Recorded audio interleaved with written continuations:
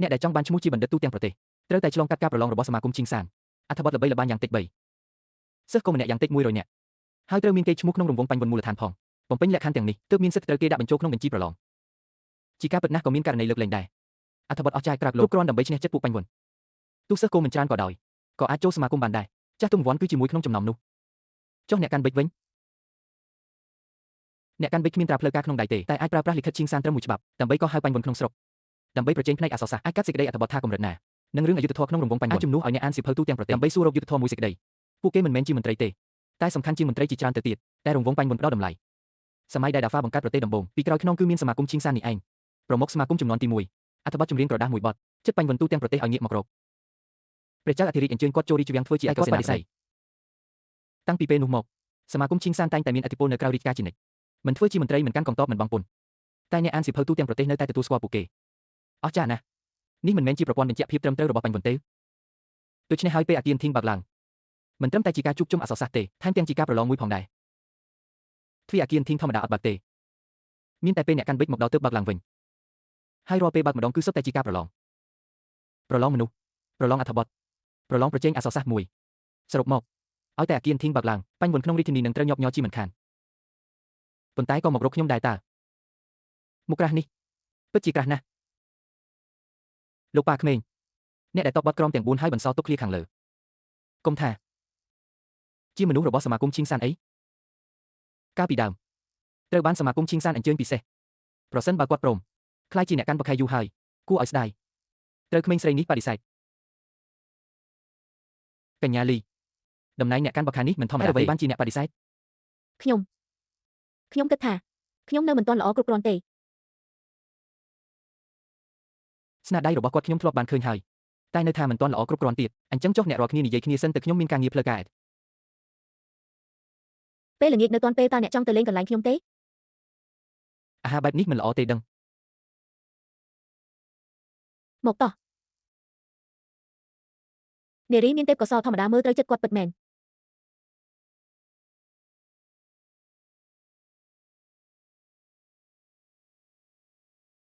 កញ្ញាលីពាក្យសម្ដីរបស់អ្នកនេះកុំប្រាប់ថាជាខ្ញុំឲ្យសោះប្រកាសជាមិនមែនទេតាមពិតខ្ញុំក៏ចេះគូររូបដែរប៉ុន្តែប្រើប្រដាប់គូមិនបានទេឈូងគឺអាចប្រើបាន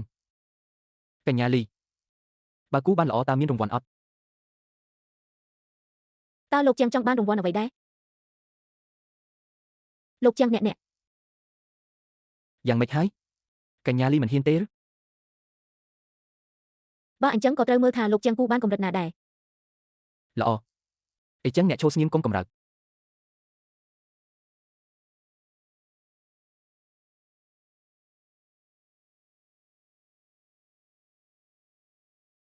រួចរាល់លឿនម្លេះធ្លាប់ធ្វើរហូតសាំហើយបើមិនអីចឹងលឿនជាងនេះទៀតមកទីនេះមើលថាយ៉ាងម៉េចដែរ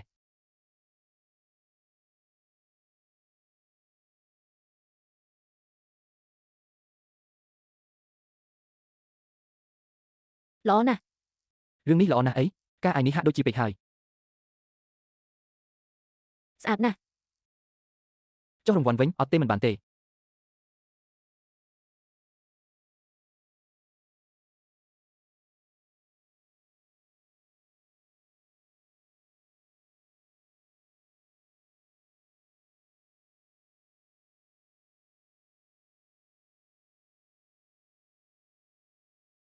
ស្រឡាញ់គេមែនទេហ្មងផ្អែមល្ហែមណាស់អត់ទេអត់បានទេខ្ញុំត្រូវគូថែមទៀតជូននាងមួយផ្ទាំងជារៀងរាល់ថ្ងៃអត់បានទេហោះឥឡូវឲ្យតែពេលនេះបានហើយពាក្យនេះចង់រៀនអត់បានទេបានតើមើលពន្លឺនឹងស្រមោលជាមុនសិនចាំមើលទម្រង់មុខចាប់យកទម្រង់ធំសិនទើបបំពេញបន្តិចម្ដងចូលក្នុង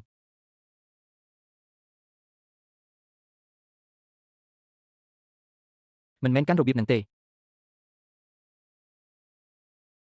មកធ្វើតាមខ្ញុំ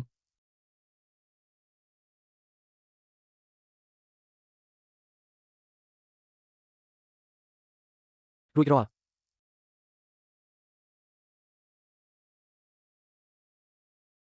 នាងលី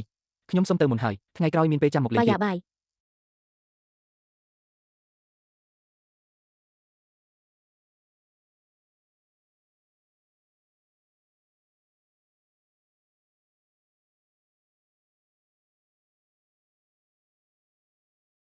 កញ្ញាថាងកុំម្លេះមើលមកខ្ញុំអីបើស្រឡាញ់ខ្ញុំធ្វើមិនទៅហាហា ស្ងប់ចិត្តទៅកញ្ញារូបនេះដាច់ខាតគ្មានថ្ងៃស្រឡាញ់លោកជាដាច់ខាត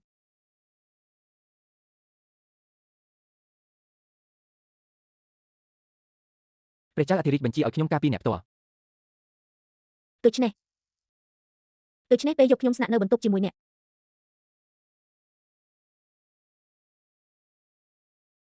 ស្អីគេអញស្នាក់នៅទីនេះជាមួយខ្ញុំមែន គិតថាខ្ញុំចង់ណាស់ហើយទោះជាដំណាក់របស់អ្នកមានសុវត្ថិភាពក៏ដោយចុះបើមានអ្នកលួចមកគៀបកម្មអ្នកពេលយប់បើគ្មានខ្ញុំនៅក្បែរតើអ្នកធ្វើម៉េចឯងក្រៅក្រែមួយនៅខាងក្រៅទៅម្យ៉ាងទៀតរឿងក្តីរបស់ក្រសួងលីត្រូវស៊ើបអង្កេតឲ្យចប់ឆាប់បានជាអ្នកស្រួលខ្លួនហើយខ្ញុំក៏អាចចេញទៅបានលឿនដែរ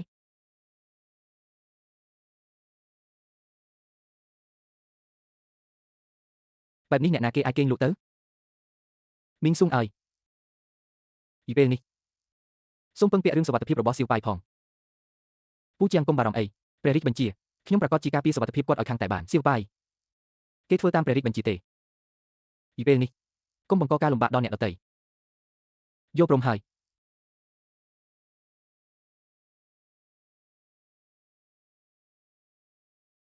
ចៅសឿនភ្នូររបស់ព្រះនាងចាងហើយនឹងប្រធានផ្នែកឈ្មោះចៅប៊ីងជីន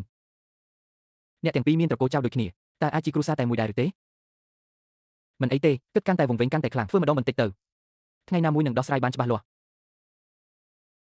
យប់មិញគេងមិនលក់ស្រួលទេមើលទៅក្រំភ្នែកឡើងខ្មៅអស់ហើយព្រោះតែគិតពីរឿងក្តីនឹងឯងខ្ញុំស្មានថាអ្នកអានសៀវភៅច្រើនពេកទៅទៀតលោកអគ្គបណ្ឌិតទើបតែមានគេយកលិខិតអញ្ជើញមកមួយច្បាប់ថាជូនសម្រាប់លោក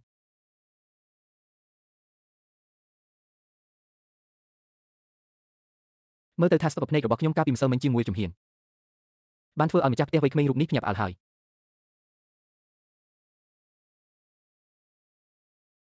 រៀបចំប្រទេសសេះទៅស៊ីសឺថ្ងៃនេះមិនទៅវត្តជីនអ៊ីនទេថ្ងៃនេះពួកយើងទៅដើរលេងនៅរោងធុនជីហ្វាងម្ដងទៀតទៅជួបម្ចាស់ផ្ទះវ័យក្មេងដែលលាក់ខ្លួនក្រោយម្នាក់នេះចៅសៀងចៅប៊ីងធីងព្រះនាងចៅរោងធានជីហ្វាងអុកមួយក្តារនេះកាន់តែគួរឲ្យចាប់អារម្មណ៍ទៅហើយ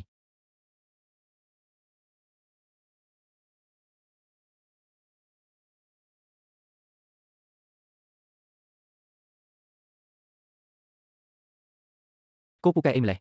ពិតមកទៅ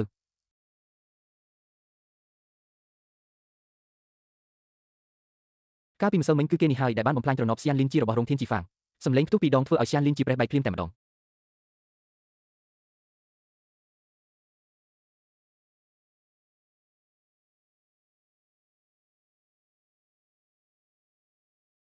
លោកប្រុសលោកចាំងតាមម្ចាស់វ័យក្មេងរបស់អ្នកណែណារៀបចំពិធីជប់លៀងនៅថ្មរងរួចជាស្រេចកំពុងរងចាំជានឹងឯងសូមអញ្ជើញតាមខ្ញុំមក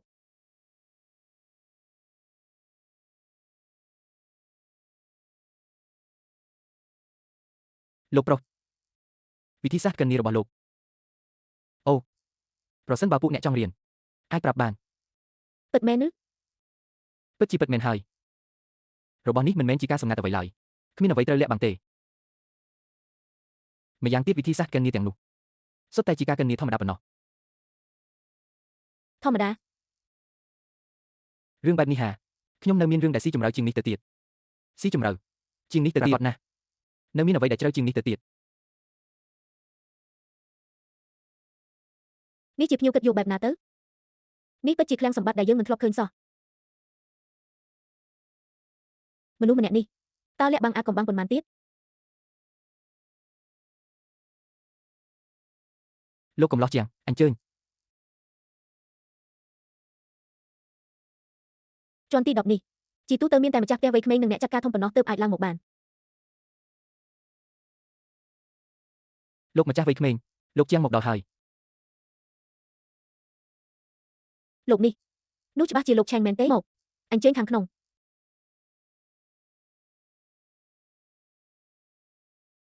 មិនមែនជាមនុស្សប្រុសទេអីហើយអ្វីក៏ស្រស់ស្អាតម្ល៉េះហ៎ចុះម្ចាស់ផ្ទះវ័យក្មេងរបស់ពួកទៅណាហើយ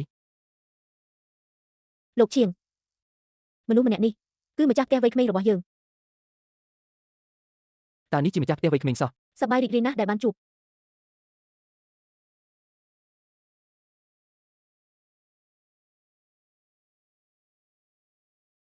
លោកឈៀងលោកលី Fan K កំពុងសិក្សាយន្តការនៅឡើយបងមកអញ្ជើញខ្ញុំមកនិយាយត្រង់តែម្ដងទៅល្អជាងខ្ញុំវិធីគណនារបស់លោកកំឡោះជាងយើងហាងឈៀននិយាយចាប់អារម្មណ៍ណាស់ចង់អញ្ជើញលោកកំឡោះជាងដាក់លក្ខខណ្ឌមកវិធីគណនានេះនោះអាចផ្ដល់ឲ្យហាងឈៀននិយាយរបស់រៀនដោយឥតគិតថ្លៃបាន ពិតមែនឬ ប្រកាសជាពិតមែនហើយនោះគ្រាន់តែជាអ្វីដែលសាមញ្ញបំផុតមិនរាប់ជាអ្វីទេឯខ្ញុំនៅទីនេះនៅមានវិធីគណនាជ្រៅជ្រះជាងនេះមិនត្រឹមតែអ្នកប្រុសជាងទេតែចង់បានអ្វីភាគហ៊ុនមានន័យថាចាប់ពីថ្ងៃនេះទៅធានជីហ្វាងពាក់កណ្ដាលជារបស់ត្រកូលមូពាក់កណ្ដាលជារបស់ត្រកូលជាងលោកជាងបំណងចង់បានរបស់អ្នកតើមិនធំពេកទេធំឬម៉ូស៊ីវកុំទាន់ប្រញាប់ពួកអ្នកធ្វើប្រដាប់យន្តតើត្រូវវាស់វែងកាន់នាមុំកាន់នាកម្លាំងពិតណាស់វិជាប្រដាប់យន្តខ្វះរបស់ទាំងនេះមិនបានឡើយចុះខ្ញុំសួរអ្នកប្រាសាទខ្ពស់មួយអ្នកឡើងទៅចិត្តមិនបានឲ្យតែឈើមួយដើម្បីហាត់នឹងស្រមោលមួយក្នុងមួយពេញតែតើអ្នកអាចកាន់នាកម្ពស់វាបានទេបើដឹងស្រមោលឈើនិងវាស់ស្រមោលប្រាសាទប្រហែលជាអាចកាន់នាតាមសមាមាត្រនិយាយត្រូវហើយរឿងនេះងាយស្រួលទេចុះបើស្រមោលប្រាសាទនេះធ្លាក់ចូលទឹកហើយដាច់ពាក់កណ្ដាលក្នុងទឹកស្រមោលដាច់ហើយអ្នកវាស់ស្រមោលពេញមិនបានតែអ្នកអាចឃើញមុំនៃរូបភាពក្នុងទឹកពេលនេះតើអ្នកកាន់នាយ៉ាងម៉េចឈើមួយដើមរូបភាពចាំងក្នុងទឹកមួយមុំមួយ3ចំណុចបង្កើតជាប្លង់ឲ្យតែដឹងមុំនេះដឹងប្រវែងឈើក៏អាចកាន់នាត្រឡប់ទៅវិញបាននេះហៅថាវិជាត្រីកោណពាក់កណ្ដាលនៃធានជីហ្វាងដើម្បីបដូរយកគឺលំហាត់មួយនេះឯងវិធីសាស្ត្រត្រីកោណបងមកប្រសិនបើមានចាក់ពីមួយទំហំ37ហត្ថមួយទំហំ53ហត្ថចាក់កែទាំងពីរខំគ្នាតើពេលណាទើបវាវិលមកកន្លែងដើមវិញអានឹងត្រូវកាន់នាបន្តិចហើយចុះបើថែមមួយទៀតទំហំ91ហត្ថ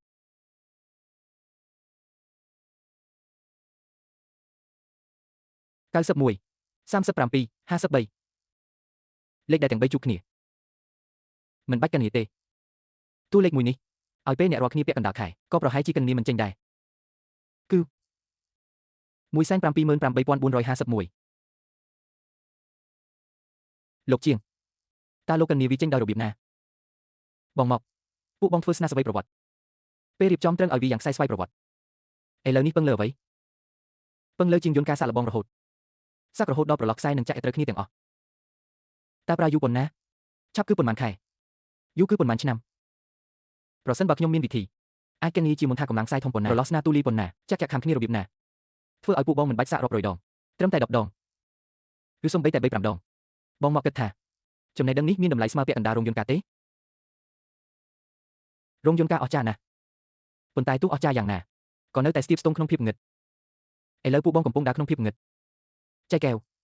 អាចអុជចង្គៀងមួយឲ្យពួកបងលោកប្រុសជាងរឿងនេះខ្ញុំមិនអាចសម្រេចចិត្តម្នាក់ឯងបានទេខ្ញុំត្រូវកោះប្រជុំអ្នកកាប់ធំហើយត្រូវរាយការណ៍ជូនម្ចាស់រោងទៀតបានខ្ញុំមិនប្រញាប់ទេប៉ុន្តែបងមកប្រញាប់បន្តិចល្អជាងបើកិច្ចសហការមិនកើតខ្ញុំនឹងបង្កើតរោងធានជីខ្លួនឯងហើយដើរទាញយកជាងពូកែរបស់អ្នកទាំងអស់សម្រាប់ភូមិព្រឹសចិនបៃហូរបស់ខ្ញុំមិនអាចទេអ្នកប្រុសតូចអ្នកនិយាយលេងតើខ្ញុំធ្លាប់តែរស់នៅសេរីឲ្យខ្ញុំមកមើលការខុសត្រូវមែនទែនខ្ញុំមិនព្រមផងប៉ុន្តែសម្ដីនេះខ្ញុំត្រូវតែនិយាយចេញមកតើអ្នកប្រុសពិតជាមិនដូចអ្វីដែលគេចោទប្រកាន់នៅរាជធានីទេអ្នកប្រុសជាងរងចាំបន្តិចអ្នកប្រុសអ្នកហាមាត់ទាពាក់កណ្ដាលនៃរោងធានជីគេព្រមដែរឬបើរោងធានជីចង់រីកចម្រើនថែមទៀតមានតែសហការជាមួយខ្ញុំប៉ុណ្ណោះសម្ដីទាញយកមនុស្សនោះទោះជាខ្លាំងខ្លាយប៉ុន្តែវាក៏អាចជាការពិតដែរចំណុចនេះម្ចាស់រោងតូចនោះច្បាស់ណាស់ចាំមើលទៅមិនយូរទេ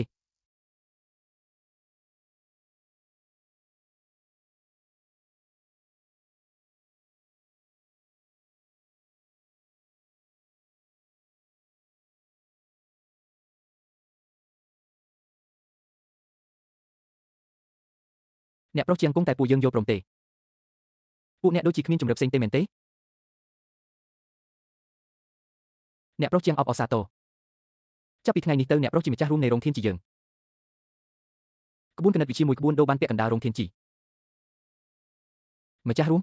ឈ្មោះហៅនេះមិនអាក្រក់ទេខ្ញុំចូលចិត្តណាស់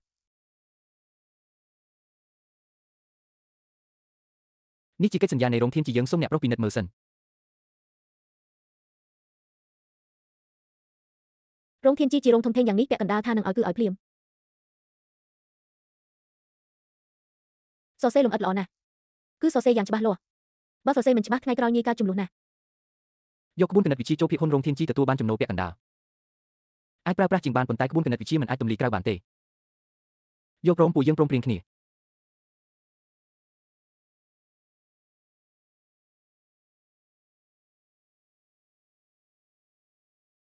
មើលទៅថ្ងៃនេះរោងធានជីពិតជាមានម្ចាស់រួមម្នាក់ទៀតហើយ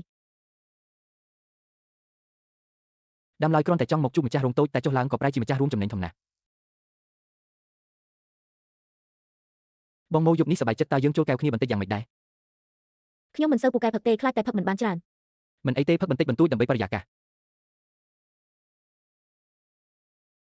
ស្រាលល្អណាស់ស្រាបពិសេសបៃតងបិទដោយរោងធានជីធម្មតាមានតែពេលចាស់ទុំពិភាក្សាការងារទើបយកមកផឹកថ្ងៃនេះអ្នកប្រុសបានខ្លាចជាម្ចាស់រួមគឺប្រកាសជាត្រូវប្រើស្រានេះហើយតោះជូនប្រកិច្ចសហការយើងទទួលបានជោគជ័យ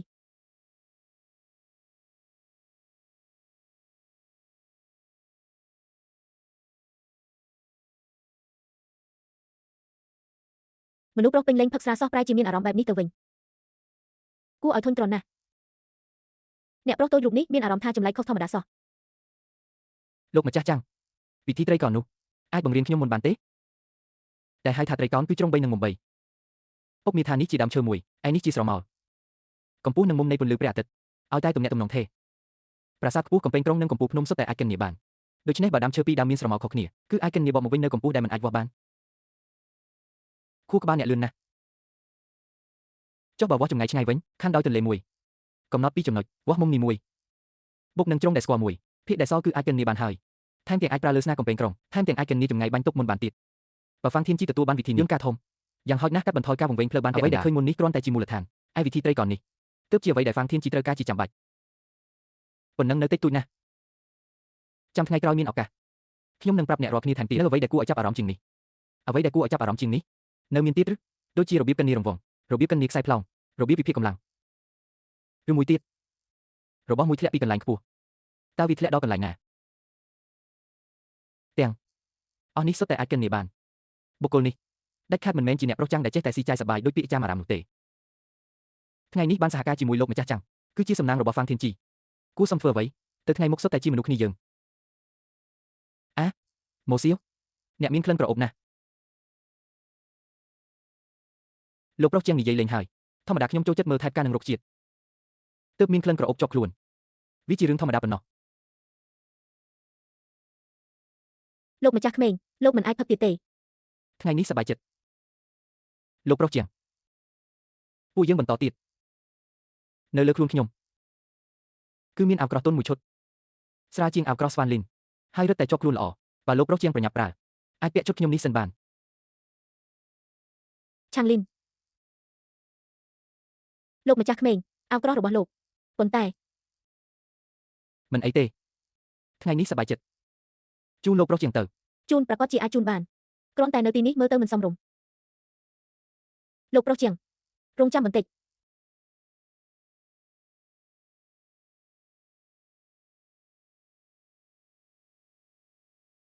លោកប្រុសជាងលោកម្ចាស់ក្មេងពួកយើងស្រវឹងហើយកំពុងតែគេងលក់នៅខាងក្នុងហើយគេងលក់ហើយឬ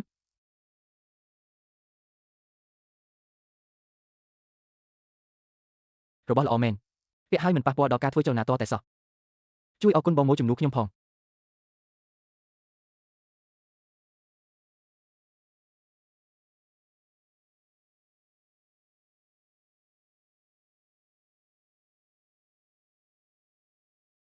លោកម្ចាស់ក្មេងលោកប្រុសជាងទៅបាត់ហើយយកអាវក្រោះខ្ញុំជូនលោកប្រុសជាងហើយជូនរួចហើយ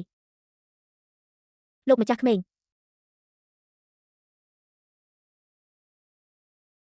មិនស្ដាយក្រោយទេមិនស្ដាយក្រោយទេចាំថ្ងៃណាស្វាងស្រវឹងសឹមនិយាយគ្នា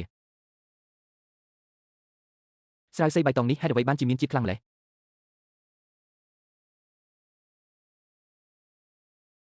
អ្នកផឹកលើពី10កែវវិលមុខជារឿងធម្មតាទេអញពិតជាមើលមិនដឹងពីអត្តសញ្ញាណរបស់លោកម្ចាស់ក្មេងទេអត្តសញ្ញាណអ្វីគ្មានអ្វីទេមើលមិនដឹងក៏ហើយទៅ អាវក្រោះទុននេះជារបស់ពិសេសតែមកសុំជាប្រុសធំមិនក៏ក្រអូបម្លេះក្លិនស្រាលតែមានអារម្មណ៍ថាមិនស្រួលសោះ ម្នាក់នេះពេលឆ្លាតគួរឲ្យខ្លាចតែពេលភ្លើក៏ហួសហេតុដែរអ្នកប្រុសតើយើងទៅណាឥឡូវ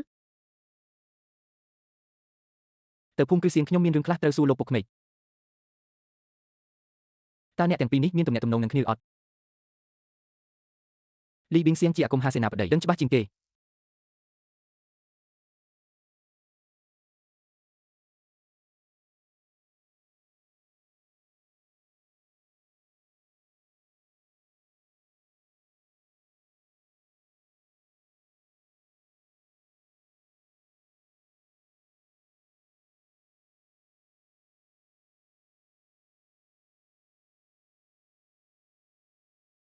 ភ្លឺហើយ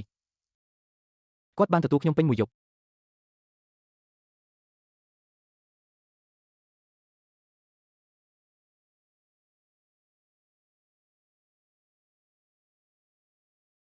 ភ្ញាក់ហើយនៅធ្វើពុតជាដេកលក់ទៀតធម្មតាជាមនុស្សឆ្លាតដល់ពេលធ្វើពុតជាដេកល្ងងបន្តិចហើយ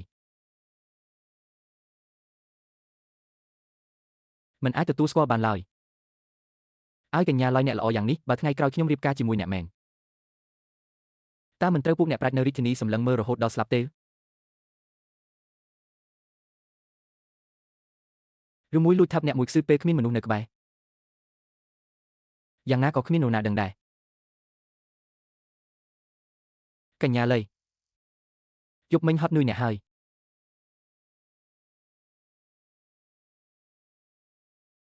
កញ្ញាលីអ្នកសម្រាប់ស្ងប់ចុះខ្ញុំទៅជួបលោកឪពុកក្មេកខ្ញុំហើយ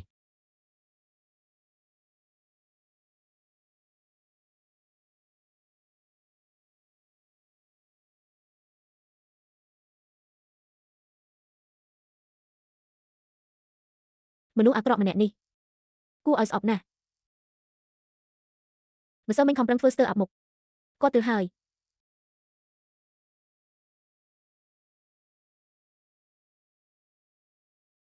កញ្ញាថេងអរុនសុស្ដីលោកម្ចាស់អ្នកភ្ញាក់ហើយម្សិលមិញអ្នកផឹកច្រើនណាស់កញ្ញាថេងម្សិលមិញខ្ញុំផឹកស្រវឹងពេកគ្មានធ្វើអ្វីខុសទេមែនទេ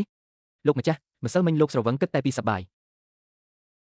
លោកឯងនេះម្សិលមិញខិតចូលក្បែរទ្រូងកញ្ញាថេងរហូតខ្ញុំខាត់ក៏មិនឈ្នះដែរសូម្បីតែខ្ញុំថែមទាំងសង្ស័យថាលោកធ្វើពុតជាស្រវឹងមែនទេលោកម្ចាស់រឿងនេះខ្ញុំបានប្រាប់លោក Marquez រួចហើយកាលពីម្សិលមិញជាងឈៀវបេអ្នកឯងល្អណាស់ឈប់ភ្លាមមិនមែនខ្ញុំនិយាយទេបើចង់បន្ទោសត្រូវបន្ទោសគាត់កញ្ញាថេងមិនមែនជាកំហុសរបស់លោកម្ចាស់ទេរឿងនេះខ្ញុំជាអ្នកនិយាយ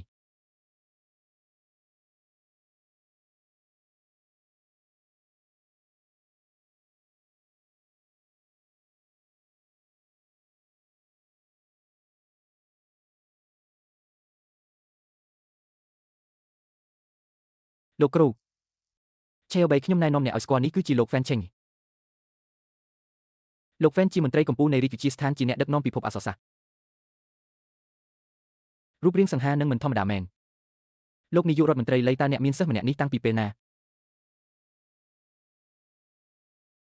លោក Fan ខ្ញុំបាទជាងឈៀវបេមកពីភូមិគ្រឹះ Janby Marquez តាមពិតអ្នកគឺជាជាងឆេអូបីនឹងឯងលោកនាយករដ្ឋមន្ត្រីលីខ្ញុំមានការងារត្រូវធ្វើមិននៅយូរទេខ្ញុំមិនស្គាល់គាត់តតែសោះហេតុអ្វីគ្រាន់តែឈ្មោះខ្ញុំគាត់មានប្រតិកម្មខ្លាំងម្ល៉េះរឿងកេរ្តិ៍ឈ្មោះអាស្រូវដែលទ្រង់ជ្រាបរួចហើយមិនគួរណែនាំឲ្យមន្ត្រីរាជវិទ្យាស្ថានប្រែទឹកមុខដើរចេញភ្លាមបែបនេះទេមិនត្រឹមត្រូវទេប្រកាសជាមានរឿងផ្សេងនៅពីក្រោយនេះលំបាកហើយមកដល់ហើយមានរឿងអីនិយាយឲ្យច្បាស់លាស់ទៅល្អជាង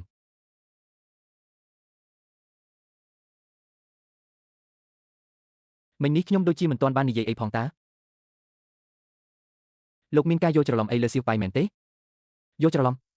ឈ្មោះជាងសៀវប៉ៃនេះតាជ្រីម្នាក់នេះមិនមែនទៅតែម្ដងពីរដងទេភូមិគ្រឹះចិនបៃហៅពោពេញដោយវីរបុរសអ្នកអង្គម្ចាស់ពីររូបដំបូងនៃត្រកូលជាងសុទ្ធតែពូកែអស្ចារ្យស្ដាយណាស់ដែលមិនបានត្រឡប់មកវិញពីរសើ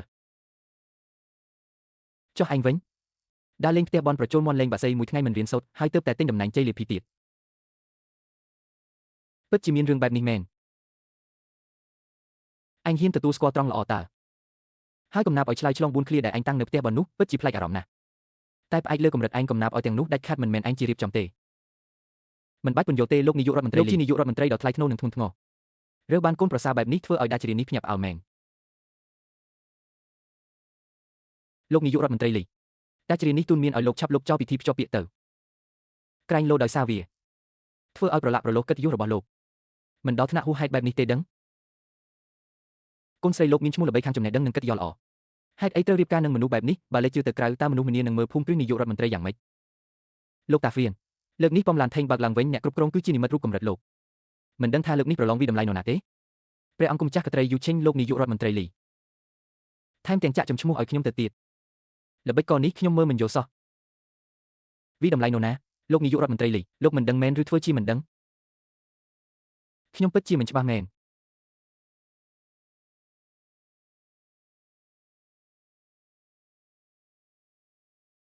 យ៉ាប់មែនសៀវប៉ៃលោកតាហ៊ូវៀនរឿងនេះលេងសើចមិនបានទេការបើកប៉មឡានថេងឡើងវិញមិនមែនជារឿងតូចតាចទេហេតុអីធ្លាក់លើសៀវប៉ៃមើលទៅលោកនាយករដ្ឋមន្ត្រីលីពិតជាមិនដឹងមែនកូនប្រសារដ៏ល្អរបស់លោកពួនសំងំជ្រៅមែនលោកតាហ៊ូវៀនកុំលាក់បាំងទៀតអីនិយាយឲ្យច្បាស់លាស់មកគឺកូនប្រសារដ៏ល្អរបស់លោករឿងរ៉ាវច្បាស់ក្រឡែតបែរជាយកអត្ថបទល្បីបំផុតពីនៅសាលាគូស៊ីជៀនមកអះអាងជារបស់ខ្លួនពីអត្ថបទណាស៊ឺសួរនិងម៉ាសួរផ្អែកលើអាប្រដៅមិនបានដូចវាសរសេរចេញដែរឬអត្ថបទម៉ាសួរគឺខ្ញុំអ្នកសរសេរ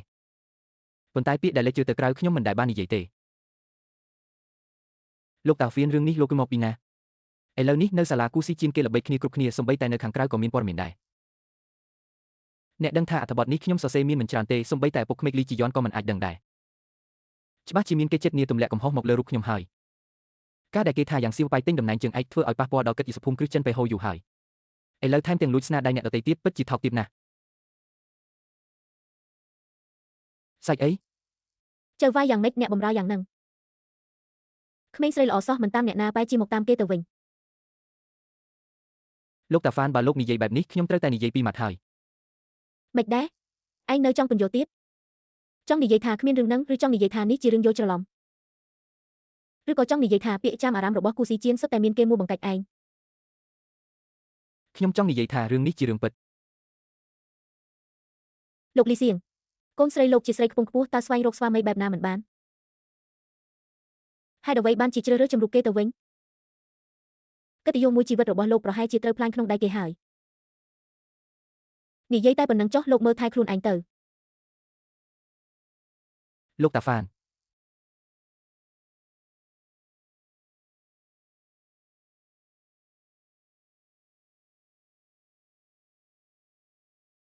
កូនប្រសារអត្ថបទរឿងសេះនោះក៏ជាស្នាដៃខ្ញុំសរសេរដែរអំបញ្ញមិញអញធ្វើបែបនោះតើត្រៀមនឹងទទួលស្គាល់ឬទទួលហេតុអ្វីមានគេជិះទឹកកខ្វក់លើខ្លួនត្រូវតែស៊ើបឲ្យច្បាស់ថាអ្នកណានៅពីក្រោយស៊ីញៀនត្រឡប់ទៅវិញចាត់មនុស្សឲ្យច្រើនដើម្បីផ្សព្វផ្សាយហើយនិយាយថាអត្ថបទទាំងពីរគឺកំណាព្យឲ្យនឹងរឿងសេះសុទ្ធតែជាស្នាដៃយ៉ាងសៀវប៉ៃផ្សាយឲ្យកាន់តែទូលំទូលាយកាន់តែល្អឲ្យអ្នកក្រុងទាំងអស់បានដឹងអ្នកប្រុសផ្សាយបែបនឹងមែនឬផ្សាយទៅកូនប្រសារតើឯងមានបំណងពួកមនុស្សនៅខាងក្រោយមិនមែនចង់ធ្វើបាបខ្ញុំឲ្យស្លាប់ទេចឹងចាំមើលទៅថាចុងក្រោយនរណាធ្វើបាបនរណាឲ្យស្លាប់ពួកគេយកអត្ថបទទាំងពីរនេះមកទម្លាក់លើក្បាលខ្ញុំគិតថាជាកាំបិតបង្ខំខ្ញុំឲ្យចូលអន្ទាក់តែដាវនេះដាំឡើយជាស្នាដៃខ្ញុំតើហេតុអ្វីខ្ញុំមិនអាចកាន់ដោយខ្លួនឯងពួកគេចង់ប្រើវាដើម្បីបំផ្លាញខ្ញុំបានតើអីចឹងខ្ញុំចូលអន្ទាក់ដោយខ្លួនឯងហើយធ្វើឲ្យរឿងនេះកាន់តែធំកាន់តែល្អចុះឯងមានសង្ស័យអ្នកណាទេចៅសឹងលោកឪពុកក្មេកចៅសឹងតើលោកស្គាល់ទេប្រកាសជាស្គាល់ហើយគេជាសិស្សច្បងដំបងគេឯងហៅគេថាសិស្សច្បងធំក៏មិនខុសដែរក្រោយមកត្រូវព្រះនាងធំអញ្ជើញទៅធ្វើជាទីប្រឹក្សានៅភូមិគ្រឹះមិនដែរអញធ្លាប់ជួបគេហើយកាលពីម្សិលមិញខ្ញុំបានទៅមើលនៅសាំងស៊ូហ្វូមួយជុំលោកចៅសឹងនេះកំពុងអង្គុយនៅភូមិគ្រឹះឈឹងចិនឈីវអ្នកទាំងពីរនិយាយគ្នាយ៉ាងសប្បាយខ្ញុំសង្ស័យថាព័ត៌មានដែលថារឿងទាំងពីរនេះជាស្នាដៃខ្ញុំគឺជាគំនិតរបស់គេឈឹងចិនឈីវចង់ឲ្យខ្ញុំពិបាកការពារខ្លួនដើម្បីគេអាចដកខ្លួនចេញពីក្រសួងបុគ្គលិកដំណឹងគឺឈឹងចិនឈីវជាអ្នកបញ្ចេញតែអ្នកហុចកាំបិតនៅពីក្រោយគឺចៅសឹងជាទីប្រឹក្សារបស់ព្រះនាងធំបើពិតជាគេមែនតើរឿងនេះមិនមែនជាបញ្ជាពីព្រះនាងធំទេឥឡូវនៅពិបាកនិយាយណាស់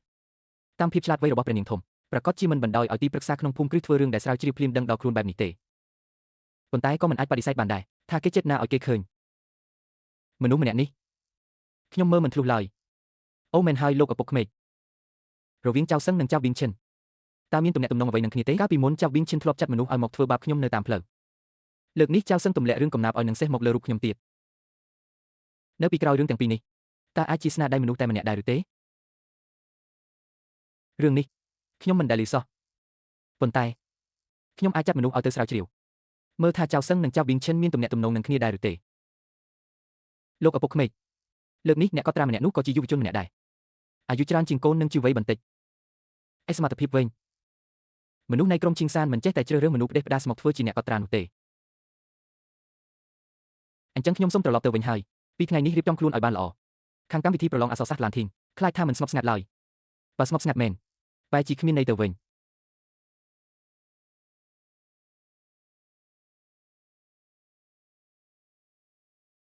ទៅស្រាវជ្រាវមើលថាចៅសឹងនិងចៅវិញឈិនមានទំនាក់ទំនងនឹងគ្នាដែរឬទេបាទលោកពុកវៃអកូនមកយឺតបន្តិចហើយបើមកលឿនបន្តិចប្រហែលជាបានជួបសៀវបៃហើយអ្នកណាទៅចង់ជួបគេហាហាហាមិនមែនមកជួបគេទេគ្រាន់តែចៃដន្យដាមកដល់ទីនេះមែនទេអូយលោកពុកហោឡានធីងបាត់ទ្វារឡើងវិញមើលទៅដូចជាជំនួបអក្សរសាស្ត្រតែការពិតអាចមិនមែនត្រឹមតែប៉ុណ្ណោះទេកូនត្រូវមើលឲ្យច្រើនស្ដាប់ឲ្យច្រើនបើមានអ្វីមិនប្រក្រតីពិភាក្សាជាមួយសៀវប៉ាយនៅតែនិយាយថាមិនមែនមកមើលសៀវប៉ាយទៀត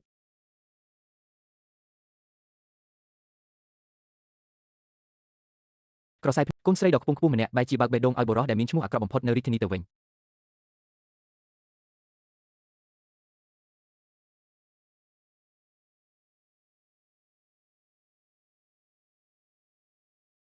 អ្នកពិតជាពាក់វាមែនគុំថាអីអាវក្រោះទុននេះពាក់ជាប់ខ្លួនស្រួលមែនពាក់វាហើយមានអារម្មណ៍ថាមានសុវត្ថិភាពជាងមុនច្រើនអាវក្រោះទុនគឺល្អមែនប៉ុន្តែដោយសារវាជាវត្ថុមានតម្លៃ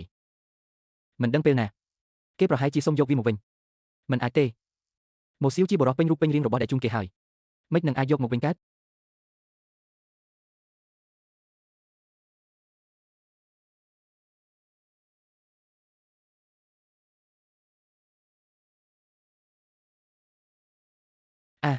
អាវក្រោះទុនរបស់ខ្ញុំនៅណា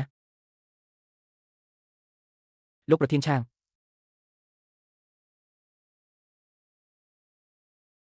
លោកម្ចាស់តូចត្រង់ភ្នាក់ហើយឬអាវក្រោះទុនរបស់ខ្ញុំនៅណាគឺមួយអាវដែលខ្ញុំធ្លាប់ពាក់ជាប្រចាំនោះជូនគេបាត់ហើយជូនគេជូននរណាគឺលោកម្ចាស់តូចជាងនឹងណាម្សិលមិញលោកម្ចាស់ពិសាស្រវឹងខ្លាំងសន្ទនាយ៉ាងសប្បាយរីករាយជាមួយលោកម្ចាស់តូចជាងនិយាយដល់អាវក្រោះស៊ូលីនលោកម្ចាស់ថាខ្លួនឯងមានអាវក្រោះទុនមួយស្រាលជាងហើយស្រួលពាក់ជាងរួចបន្ទាប់មករួចលោកម្ចាស់ក៏ចង់ដោះវានៅនឹងកន្លែងហើយប្រគល់ជូនលោកម្ចាស់តូចជាងដោយផ្ទាល់ដៃខ្ញុំបានខត់លោកម្ចាស់ហើយនាំលោកម្ចាស់ត្រឡប់មកបន្ទប់វិញយ៉ាងខំខត់ប្រាប់រហូតថាអាវក្រោះនោះជាវត្ថុដែលលោកម្ចាស់ធំប្រគល់ឲ្យអាចជូនគេផ្ដេសផ្ដាស់ទេប៉ុន្តែលោកម្ចាស់មិនព្រមស្ដាប់សោះដោះចេញហើយនៅតែចង់ស្ទុះចេញទៅក្រៅទៀតខ្ញុំពិតជាខាត់មិនឈ្នះមានតែយល់ព្រមយកទៅជូនជំនួសលោកម្ចាស់ទើបលោកម្ចាស់ព្រមស្ងប់ចិត្ត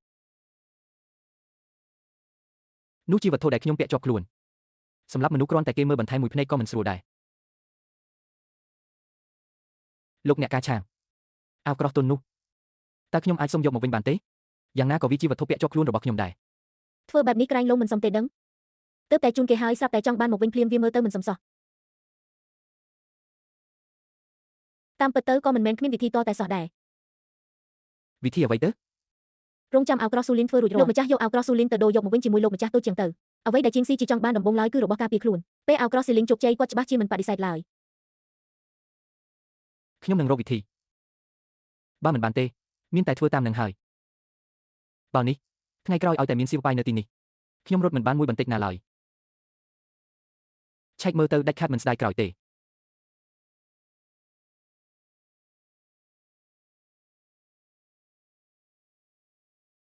បានទេថាអត្ថបទទាំងនោះត្រូវបានសរសេរដោយជាងស៊ីជឺទិញភូមិគ្រីស្អីទៅនោះគឺជាងស៊ីជឺលាក់សមត្ថភាពសោះគេជាអ្នកមានឈ្មោះល្បីល្បាញពេញលោក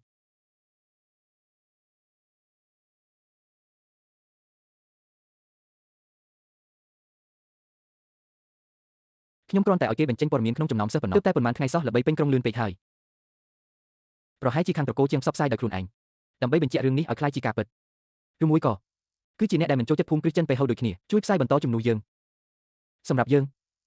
មិនមែនជារឿងអាក្រក់ទេប៉ុន្តែបើคล้ายជាការពិតមែនអត្ថបទទាំងពីរនោះប្រែคล้ายជារបស់គេតើមិនមែនជាការជួយគេវិញទេលោកចិនលោកភ្លេចរឿងមួយហើយ រឿងអីខ្លាំងខ្លាយគឺនៅតែជាខ្លាំងខ្លាយទោះផ្សាយដូចពិតយ៉ាងណាក៏ដោយចុងក្រោយក៏នៅតែជាការភូតភ័ក្រដែរប៉ុណ្ណោះអញ្ចឹងបំណងរបស់អ្នកគឺបំណងរបស់ខ្ញុំគឺបែបនេះគឺល្អណាស់ហើយមិនថាជាមនុស្សនៃភូមិគ្រឹះចិនពេលហៅផ្សាយឬជាអ្នកស្អប់ភូមិគ្រឹះចិនពេលហៅផ្សាយក៏ដោយគឺគ្មានបញ្ហាអ្វីឡើយមិនថាអ្នកណាផ្សាយទេក៏គ្មានបញ្ហាដែរពេលខ្លះមនុស្សកាន់តែឡើងខ្ពស់ពេលធ្លាក់កាន់តែឈឺចាប់អាគារឡានថឹងចិត្តបើកទ្វារឡើងវិញហើយដល់ពេលនោះមន្ត្រីពេញក្រុងនឹងមកដល់ឲ្យតែជាងសៀវប៉ាហ៊ានទៅនឹងមានអ្នកចេញមុខចាត់ការគេមិនបាច់ដល់ដៃយើងទេបើគេមិនទៅវិញគាត់នឹងទៅគាត់ត្រូវបានគេលើកបន្ទប់ដល់ថ្នាក់នេះបើមិនទៅស្មើនឹងទទួលស្គាល់ថាចាញ់ហើយអត្ថបទទាំងពីរនោះនឹងក្លាយជាភស្តុតាងដែលគាត់មានកំហុស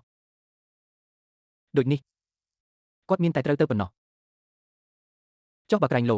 លីនឈីងរ៉ូទទួលស្គាល់នៅជាន់លើនៃអាគារឡានថេងថាអត្ថបទទាំងពីរនោះជារបស់ជាងសៀវប៉ៃនោះមានពាក្យចាមអារ៉ាមថាចេញពីខាងលោកឡាន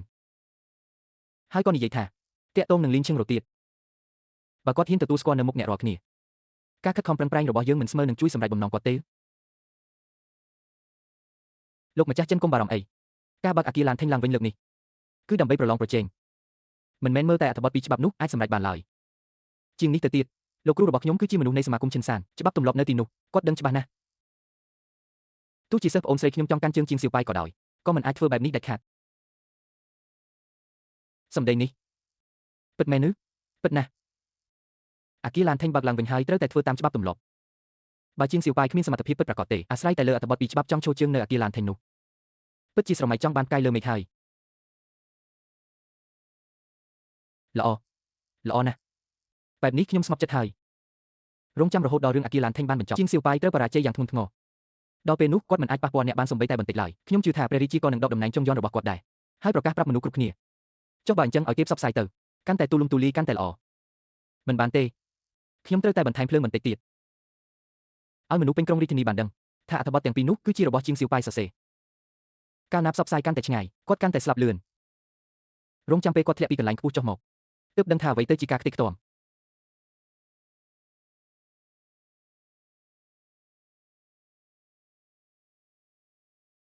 លោកប្រុសរឿងអត្ថបទទាំងពីរនោះនៅខាងក្រៅផ្ទុះឡើងយ៉ាងខ្លាំងហើយគេនិយាយគ្នាពេញផ្លូវមានទាំងអ្នកប្រាប់រឿងនិយាយជាពិសេសថាអ្នកលាក់សៀវភៅច្រើនឆ្នាំហើយយកទៅបង្ហាញនៅអាគារឡានទីងអូរឿងល្អវិធីគណនានេះផ្ញើទៅបន្ទប់អាកាសធាតុដែរទៅលោកគ្រូនៅខាងក្រៅស្រាប់តែសុទ្ធតែពាក្យល្អពីអ្នកក្នុងនេះអាចមានល្បិចទេអ្នកមិនបាច់ទៅអាគារឡានទីងទេប្រយ័ត្នធ្លាក់ក្នុងល្បិចគេទៅបើខ្ញុំមិនទៅល្ខោនគេលើកនេះលេងបានលេងហើយ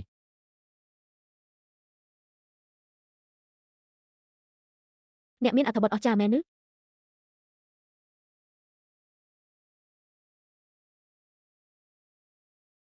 អត្ថបទអស្ចារ្យ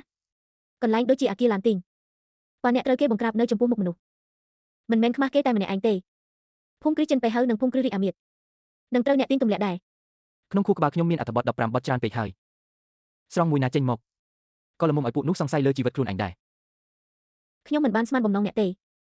ប៉ុន្តែបើអ្នកដោះស្រាយក្តីមិនចេញក្នុងមួយឆ្នាំខ្ញុំត្រូវនៅការពារអ្នកមួយឆ្នាំដែរខ្ញុំចង់ទៅក្នុងកងទ័ពចង់ទៅសមរភូមិពិតប្រាកដអ្នកចង់ចូលកងទ័ពដល់ថ្នាក់ហ្នឹងត្រូវហើយអញ្ចឹងអ្នកក៏រាប់ថាជាហួរមូឡានសម័យនេះដែរហួរមូឡានតើនោះជាអ្នកណាមនុស្សក្នុងរឿងនិទានការកេណ្ឌទ័ពនៅព្រំដែនក្នុងគ្រួសារគ្មានបងប្រុសឪពុកមានវ័យចាស់នាងទ្រាំមិនបានឲ្យពុកចាស់ទៅសមរភូមិទៀតកែខ្លួនជាប្រុសទៅចម្បាំងជំនួសឪពុកនាងនៅក្នុងកងទ័ពច្រើនឆ្នាំហូបចុកនឹងរស់នៅជាមួយគ្នាប៉ុន្តែមិនដែលលេចធ្លីឡើយធ្វើដំណើរ10000លីទៅសមរភូមិឆ្លងកាត់ភ្នំនិងច្រកទ្វារដូចហោះបន្ទាប់ពីហួរមូឡានសាំងស្នាដៃមិនទាមទាររបុនសាក់ខ្ពង់ខ្ពស់គ្រាន់តែប្រាថ្នាត្រឡប់ទៅផ្ទះស្លៀកពាក់ខោអាវមនុស្សស្រីវិញដឹងគុណនិងស្រឡាញ់គ្រួសារស្រឡាញ់ជាតិស្មោះត្រង់និងក្លាហានថែមទាំងមិនខ្វល់ពីបុណ្យស័ក្តិគឺជារូបគំរូនៃស្ត្រីយើងមែនរឿងនេះតើអ្នកមកពីណាភ្លេចហើយយូរតាំងពីក្មេងចាំមិនច្បាស់ទេចុះអ្នកមានរឿងផ្សេងទៀតទេមានរឿងច្រើនណាស់ឬមួយប្រាប់អ្នកពីរឿងសុបិនក្នុងវិមានក្រហមភាពរុងរឿងនៃគ្រួសារជាត្បូងពេជ្រនោះលីនតៃវីចូលភូមិគ្រឹះក្នុងវិមានធំមើលទៅអូអប៉ុន្តែពោពេញដោយច្បាប់ទម្លាប់បើបានជានាងហេតុអ្វីមិននិយាយត្រង់ថាមិនចូលចិត្តក្នុងវិមានធំនិយាយខុសមួយម៉ាត់អាចត្រូវគេចាំពេញមួយជីវិតតើដែលនៅក្នុងភូមិគ្រឹះនេះតែងតែលាក់នៅកន្លែងមើលមិនឃើញថ្ងៃនេះនិយាយប៉ុណ្ណឹងសិនចុះអ្នកនាង មេឃងឹតហើយខ្ញុំគ្រាន់តែគិតថារឿងនេះគួរឲ្យចាប់អារម្មណ៍មើលដឹងហើយមនុស្សដែលចង់ទៅសមរភូមិរាល់ថ្ងៃប្រែជាស្ដាប់រឿងយ៉ាងជក់ចិត្តដែរ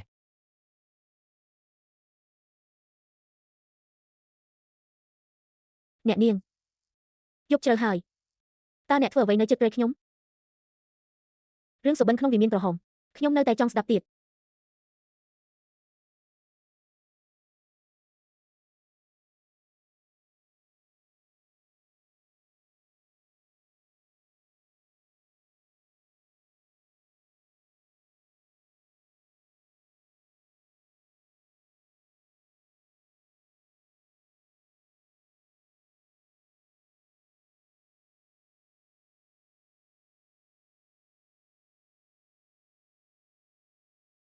យប់មិញនិយាយរឿងវិមានក្រហមទល់ភ្លឺ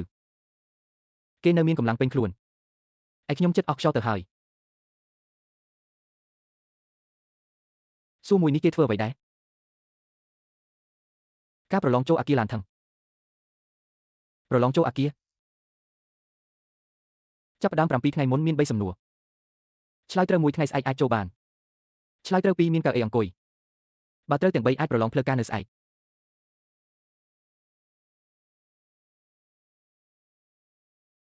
សួនឡានមានច្បាប់បែបនេះដែរបណ្ឌិតពីទីក្រុងនិងតំបន់ជុំវិញមកអស់ហើយតែគួរឲ្យស្ដាយប៉ុន្មានថ្ងៃមកនេះឆ្លើយត្រូវមួយមានតែ 30% អ្នកដែលឆ្លើយត្រូវ2ចំណោទគឺមានតិចណាស់ចំណែកអ្នកឆ្លើយត្រូវទាំង3មកដល់ពេលនេះមិនទាន់មានប៉ុន្មានអ្នកទេមិនទាន់ទាំងបានចូលទ្វារផងក៏ត្រូវគេខាត់ទុកមួយក្រុមបាត់ទៅហើយមែនហើយលោកជាភ្ញៀវកិត្តិយសដែលគេអញ្ជើញស្រាប់ហើយគ្រាន់តែចូលទៅផ្ទាល់ទៅបានហើយហេតុអីត្រូវមកខ្វល់នឹងរឿងនេះពួកយើងទៅដើរលេងកន្លែងផ្សេងទៅក្នុងមកដល់ហើយ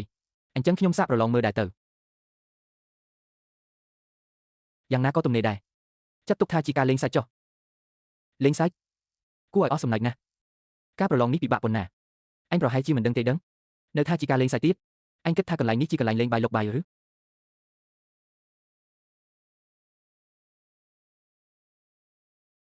មិនដល់ថ្នាក់លេងផ្ទះបាយទេអ្នកទាំងពីរឥឡូវកំពុងរងចាំ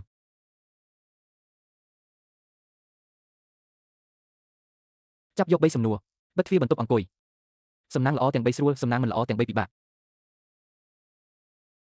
ទោះពិបាកឬស្រួលឆ្លើយត្រូវមួយស្អែកអាចចូលអាគារបាន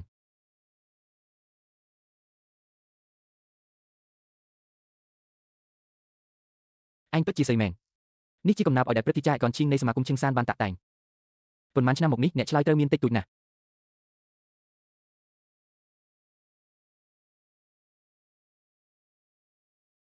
ភ្នំផ្អែកទៅបុរាណក្លិនស្ងប់ខ្សែស្ងប់អាតិស្ងប់ស្ដាប់សំឡេងតែមួយទឹកមួយភ្នំមួយឃ្លីមួយទៅមួយបរិយាកាសត្រូវគ្នាតែម្ដងអញជាមនុស្សដែលឆ្លើយសំណួរនាងបានត្រឹមត្រូវបំផុតដែលខ្ញុំធ្លាប់ជួបសំណួរទី2ល្បែងប្រកបអក្សរល្បែងនេះត្រូវគេចាប់បានជាង30ដងហើយមានតែម្នាក់គត់ដែលឆ្លើយត្រូវអញអាចគិតយឺតបាន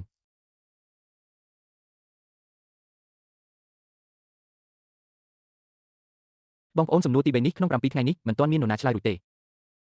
បើគិតមិនឃើញបោះបង់ទៅល្អជាងសំណួរទី3គឺបានចេញរួចហើយ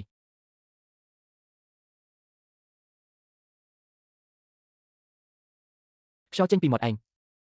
ពាក្យចេញពីមាត់ឯងតំណាងឲ្យមនុស្សម្នាក់មនុស្សនិងពាក្យសម្ដីគឺជានិមិត្តសញ្ញានៃទំនុកចិត្ត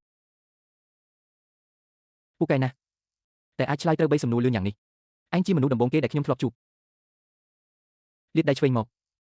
ត្រានេះធ្វើពីថ្នាំពិសេសរបស់សមាគមឈឹងសានពេលថ្ងៃមិនលុបពណ៌ឡើយដោយអាស្រ័យលើត្រានេះចូលទៅអាគារឡានថឹងក៏អាចចូលរួមការប្រឡងឡានថឹងបានដែរបាត់ដៃមិនលុបពណ៌នេះមិនមែនជាត្រាសាច់ជ្រូកកាលពីជាតិមុនទេលេងតែមួយផ្លេតក៏ចប់បាត់មិនឆ្លើយបានមួយសំណួរផងមែនទេ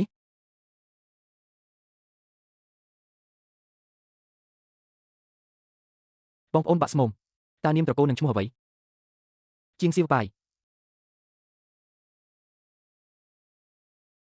ជាងសៀវប៉ាយនោះមែនទេអ្នកប្រុសអំបញ្ញមិញខ្ញុំស្មានថាអ្នកប្រុសឆ្លើយមិនត្រូវមួយសំណួរផងលទ្ធផលគឺអ្នកប្រុសឆ្លើយត្រូវទាំង3សំណួរលោកតែអ្នកក្លាហានជ័យលាភីខាងមុខកម្រិតរបស់គាត់បែបនេះមើលទៅដូចជាមិនបាច់ទិញសោះកញ្ញាថាងសម្លឹងមើលខ្ញុំរហូតមុខខ្ញុំមានផ្កាយគ្រាន់តែមានអារម្មណ៍ថាមនុស្សដូចអ្នកលាក់ខ្លួនចិត្តណាស់ខ្ញុំជាមនុស្សស្មោះត្រង់ជានិច្ចអ្នកប្រុសតើយើងទៅណាឥឡូវ រកហាងតែភោជនីយដ្ឋាននៅតាមផ្លូវអង្គុយលេង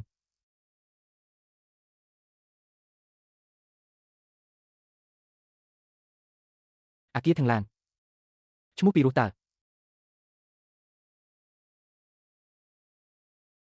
លោកម្ចាស់អញ្ជើញទៅជាន់ទី2សូមទោសលោកជាន់ទី3មិនអាចឡើងដោយផ្ទាល់បានទេមានច្បាប់ទម្លាប់ជាន់ទី3ជាកន្លែងជួបជុំអ្នកប្រាជ្ញបើចង់ឡើងត្រូវតាក់តែងកំណាប់តើតែត្រូវចិត្តលោកគ្រូនៅទីនេះប្រកបណាស់បើមានបានសម្គាល់អាគារទាំងឡានក៏អាចឡើងជាន់ទី3ដែរមួយនេះឬដង្គៀបឬលោកម្ចាស់ខ្ញុំភ្នែកអន់ណាស់ដោយសារដង្គៀបនេះសូមអញ្ជើញទៅជាន់ទី3ឬជាន់ទី4ក៏បានឡើងជាន់ទី4ក៏បានដែរ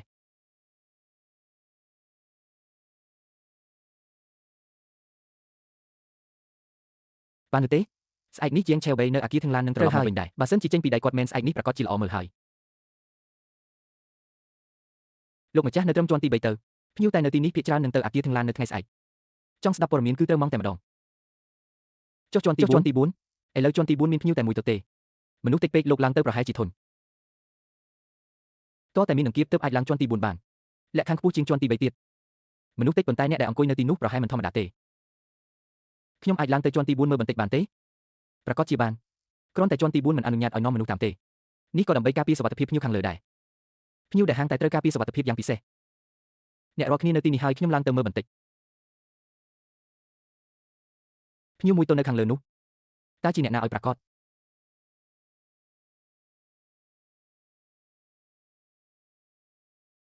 ជាន់ទី4របស់អ្នកមានសុវត្ថិភាពទេជាន់ទី3ក៏គុណម្លេះតែជាន់ទី4បែរជាស្ងាត់ជ្រុងគួរឲ្យខ្លាចបើមានការសុំគ្រប់នៅទីនេះតើរបស់ខ្ញុំមិនដើរចូលអន្ទាក់ខ្លួនឯងទេលោកម្ចាស់កុំបារម្ភហាងយើងមានកំពូលអ្នកក្លាហាន5រូបនៅការពារហើយជាន់ទី4ជាកន្លែងម្ចាស់ហាងរស់នៅមនុស្សធម្មតាមិនអាចឡើងទៅបានឡើយចុះភ្ញៀវនៅជាន់ទី4ថ្ងៃនេះជាម្ចាស់ហាងអ្នកឬទេលោកម្នាក់នោះបានឡើងទៅដោយកាន់បានបញ្ជីម្ចាស់ហាងអត្តសញ្ញាណកំបាំងណាស់សូម្បីតែខ្ញុំក៏មិនដឹងជាអ្នកណាដែរ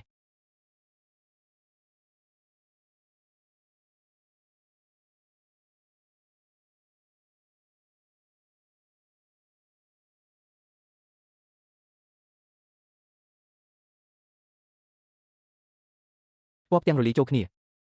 តែមើលមួយផ្លេតកុំឲ្យគេដឹងខ្លួនកុំរមានអ្នកឡើងមកទីនេះណាមិត្តភក្តិបើមិនប្រកាន់ទេអង្គុយជាមួយគ្នាទៅយ៉ាងម៉េចបានជាមើលទៅចំណេះដឹងផ្នែកអក្សរសាស្ត្ររបស់មិត្តមិនធម្មតាឡើយអ្នកទាំងពីរក៏កាន់បានជាដែរខ្ញុំមិនមែនទេខ្ញុំជាម្ចាស់ហាងខ្វានឡាននេះលោកម្នាក់នេះអាចរាប់ជាមិត្តរបស់ខ្ញុំគាត់ក៏មិនមែនកាន់បានជាដែរខ្ញុំស្មានតែអ្នកឡើងមកជាន់ទី4បានសុទ្ធតែជាអ្នកកាន់បានជាអ្នកមានបានជាប្រកាសជាឡើងបានប៉ុន្តែក៏មានវិធីផ្សេងទៀតដែរមិនដឹងថាមិត្តជាបណ្ឌិតមកពីទីក្រុងណាដែរហាងឡានធីងបើកឡើងវិញប៉ុន្មានថ្ងៃនេះមានមុខចម្លែកជាច្រើនមកពីក្រុងជិតខាងមុខរបស់អ្នកមើលទៅចម្លែកភ្នែកណាស់ខ្ញុំជាអ្នកស្រុកដើមនៅរាជធានីទេអ្នកជាអ្នករាជធានីតើមកពីភូមិគ្រឹះណាដែរភូមិគ្រឹះចៅវាយចិនប៉ៃជាងសៀវប៉ាយឯងគឺជាជាងសៀវប៉ាយអាចយកបានជាមើលទៅឯងពិតជាមានសមត្ថភាពមែនខ្ញុំបាទឈ្មោះលីវមីងឡូវចុះអ្នកនាងម្នាក់នេះជាស្រីក្រមុំដែលមានមោទនភាពបែបនេះហេតុអ្វីមិនព្រមនិយាយសំបីមួយម៉ាត់អូគេជាមនុស្សកតែនេះមិនអន់ទេស្រាលស្រទន់ផ្អែមចុងមាត់ស្រស់បំព្រងក្មេងស្រីម្នាក់នេះស្អាតខ្លាំងណាស់គួរឲ្យស្ដាយដែលទាំងប្លង់ទាំងកោតែបែបនេះក៏ល្អដែរមិនសូវមានរឿងច្រើនចង់ឆ្លោះគ្នាក៏ឆ្លោះមិនកើតលោកប្រុសជាងខាងក្រៅកំពុងល្បីថាកំណាព្យឲ្យនឹងអត្ថបទសេះគឺជាស្នាដៃរបស់អ្នករឿងនេះតើពិតឬខ្លាំងខ្លាយខ្ញុំថាខ្ញុំសរសេរគ្មានអ្នកជឿខ្ញុំថាខ្ញុំមិនបានសរសេរតែគ្រប់គ្នាបែរជាគិតថាខ្ញុំសរសេរទៅវិញចុះគឺខ្ញុំសរសេរនឹងហើយចុះបើថ្ងៃស្អែកត្រូវគេលាតត្រដាងនៅវិមានឡានថឹងតើអ្នកនឹងធ្វើដូចម្ដេចបារម្ភក៏គ្មានប្រយោជន៍ដែរលទ្ធផលយ៉ាងណាត្រូវបានកំណត់រួចហើយអត្ថបទនឹងនិយាយដោយខ្លួនឯងចង់ដឹងចម្លើយស្អែកទៅវិមានឡានថឹងទៅដឹងហើយក៏ល្អដែរមកផឹកតែបន្តទៀតតែនេះពិតជាល្អណាស់មានលោកក្រៅទេបើលោកប្រុសជាងចូលចិត្តពេលទៅវិញខ្ញុំនឹងខ្ចប់ឲ្យបន្តិចពិតជាល្អណាស់របស់បានទេធម្មតាខ្ញុំចូលចិត្តណាស់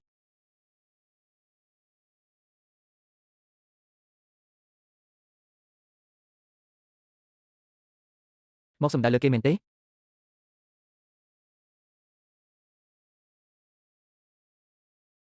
ប្រើចង្កេះឫស្សីមួយដាំទប់អាវុធសម្ងាត់ថៅកែម្នាក់នេះជាកំពូលអ្នកគុណនិយមហើយ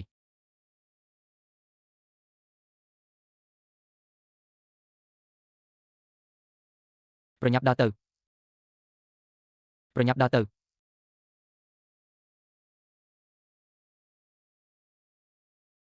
សំណាងល្អមានអាវក្រោះទន់ដែលផ្ដល់ដោយមន្តអាគម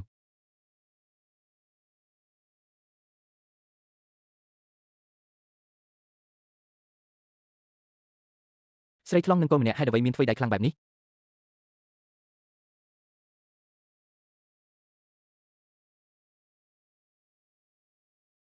ការជួយមនុស្សចាស់ម្នាក់នេះពិតជាហត់នឿយណាស់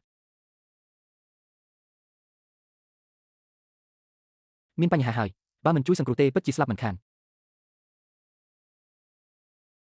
ដឹងខ្លួនឡើងណែកុំស្លាប់ពិតប្រាកដណាមិនអីទេនិយាយពេញមួយជីវិតហើយបិទមាត់ហើយជីវិតនេះជាលើកដំបូងដែលជួយសង្គ្រោះបន្ទាន់ឲ្យគេតែគេបែរជាស្អាតហួសហើយទៅវិញប៉ុន្តែការសង្គ្រោះជីវិតគឺសំខាន់បំផុតរស់ហើយ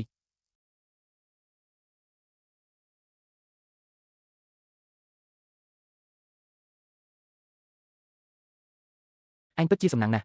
សំណាងឲ្យខ្ញុំចេះសង្គ្រោះបឋមខ្លះបើមិនអញ្ចឹងទេអញស្លាប់បាត់ហើយ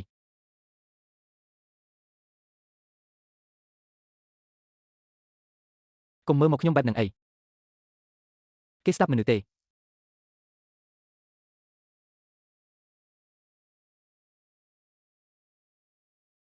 មិនអីទេនិយាយក៏មិនយល់ដែរទោះជាយ៉ាងណាខ្ញុំជាអ្នកជួយជីវិតឯង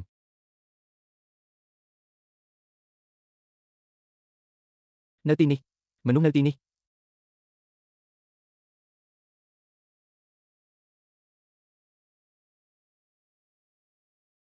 ទៅជាងស៊ឺជឺទុករបស់ឯងចិត្តមកដល់ហើយខ្ញុំសុំទៅមុនហើយស្រីចង្រៃប្រព្រឹត្តចំពោះអ្នកមានគុណបែបហ្នឹងហាយ៉ាងហោចណាស់ក៏ឲ្យខ្ញុំឡើងទុកដែរព្រះនាងម្ចាស់តើទ្រង់មិនអីទេ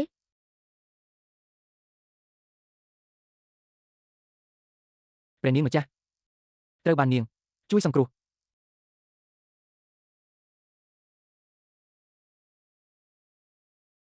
មនុស្សអំបញ្ញមិញទាំងនោះជាអ្នកណាឲ្យប្រាកដកំពុងស៊ើបអង្កេតជាន់ទី4នៃអគារគូនឡានត្រូវបានគេសម្លាប់តតែម្ដងលីវគូនឡានអគាររបស់ឯងពិតជាតើត្រូវរកអ្នកបម្រើដោនៅឯណាគឺខ្ញុំចង់និយាយថាសូមព្រះនាងម្ចាស់ដាក់ទោសមិនថាជាអ្នកណាទេស៊ើបរកឲ្យឃើញសម្លាប់ចោលកុំលើកលែងព្រះករុណាព្រះនាងម្ចាស់លោកម្ចាស់ទូចតកោចឹងនោះដូចជាមិនស្គាល់ទ្រង់តតែសោះខ្ញុំជួបគេពីរដងហើយគេគ្រាន់តែធ្លាប់ឮសំឡេងខ្ញុំប៉ុណ្ណោះនៅជាន់ទី4នៃផ្ទះផ្កាខ្ញុំមើលឃើញគេមើលមិនឃើញខ្ញុំទេមិនប្លែកទេដែលគេគិតថាទ្រង់ជាមនុស្សកូនខ្លងមែនទែនអំបញ្ញមិញជាទុករបស់ជាងសៀវប៉ៃមែនទេលឿនដូចបំបាំងកាយលឿនរហូតសម្លាប់មនុស្សបានជាងសៀវប៉ៃម្នាក់នេះអញជួបគេលើកដំបូងមែនទេអញគិតថាគេយ៉ាងម៉េចដែរជាមនុស្សគួរឲ្យចាប់អារម្មណ៍និយាយស្ដីមើលទៅដូចជាធម្មតាតែមិនមែនគ្មានសណ្ដាប់ធ្នាប់ទេ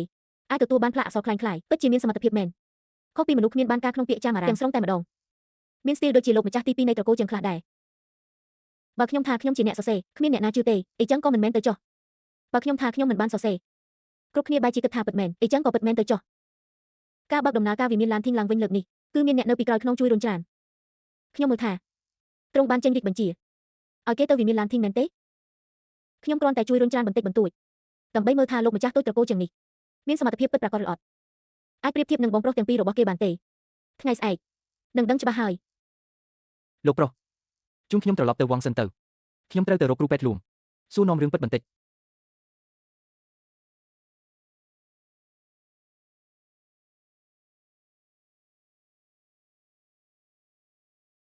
អ្នកប្រុសមិនអីទេ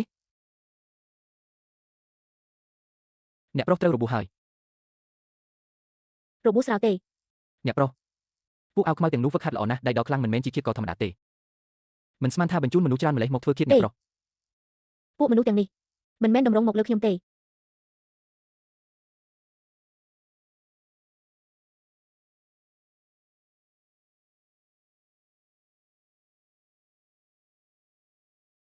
មិនមែនទេគឺតម្រង់ទៅរកក្មេងស្រីដែលធ្លាក់ទឹកជាមួយខ្ញុំនោះទេតើក្មេងស្រីនោះមានប្រវត្តិបែបណាបានជាតាក់ទាញការធ្វើឃាតត្រង់ត្រីធំម្លេះ ពួកអាវខ្មៅនោះសុទ្ធតែជាកំពូលអ្នកក្បាច់គុណសូម្បីតែខ្ញុំក៏ស្ទើរតែទប់ទល់មិនរួចដែរមិនច្បាស់ទេក្មេងស្រីនោះថ្លង់ផងសួរយ៉ាងណាក៏សួរមិនចេញដែរថ្លង់ផងថៅកែនោះនិយាយផ្ទាល់មាត់ខ្ញុំធ្វើកាយវិការលើកជាយូរចង់ពន្យល់រឿងជួយនាងមិនយល់បន្តិចសោះចង់ដឹងពីអត្តសញ្ញាណមានតែទៅសួរថៅកែនោះទេប៉ុន្តែថៅកែនោះក្រឡាស់ក្រឡេកណាស់ប្រហែលជាពិបាកហើយមនុស្សថ្លង់គំនាក់មិនក៏តាក់ទាញកំពូលអ្នកក្បាច់គុណមកធ្វើឃាតច្រើនម្លេះពេលលីវកនឡានមកដល់មើលទៅតានតឹងណាស់ពួកអាវខ្មៅទាំងនោះសុទ្ធតែជាកំពូលអ្នកក្បាច់គុណទឹកនៅក្នុងរាជធានីនេះកាន់តែមើលកាន់តែជ្រៅលោកគ្រូពេទ្យជួយរុំរបួសឲ្យអ្នកនាងខាងផងមិនបាច់ទេត្រូវតែធ្វើបើអ្នកកើតអីពេលតាមខ្ញុំឥឡូវព្រះរាជាមុខជាមកគ្រប់រឿងខ្ញុំហើយចំណែកពូថាំងរបស់អ្នកក៏មិនលើកលែងឲ្យខ្ញុំដែរមកខ្ញុំជួយធ្វើក្បាលឲ្យអ្នកមនុស្សដូចខ្ញុំគ្មានចំណុចខ្លាំងអីផ្សេងទេគឺគ្រាន់តែចេះយកចិត្តទុកដាក់ខ្លាំងប៉ុណ្ណោះខ្ញុំធ្វើខ្លួនឯង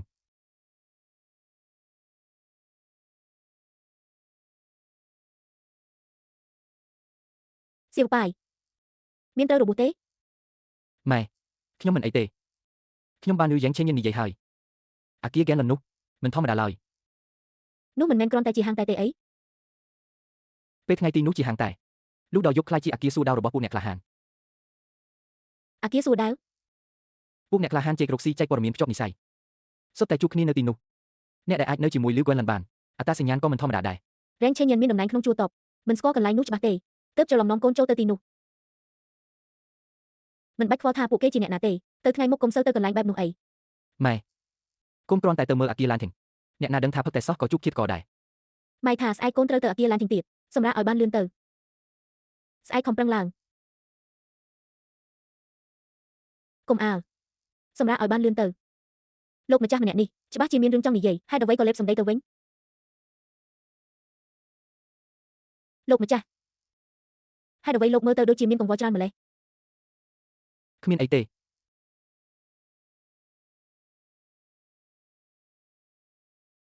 អូហេតុអ្វីស្មារបស់អ្នកមិនទាន់លាបថ្នាំលាបមិនដល់មែនទេឲ្យខ្ញុំជួយទេមិនបាច់ទេ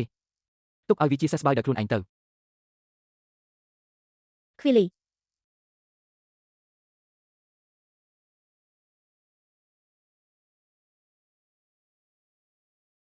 កន្លែងនោះគាត់លាបមិនដល់ខ្លួនឯងទេបើមិនលាបថ្នាំឆ្លងមេរោគរឹតតែពិបាកហើយអ្នកកុំកម្រើក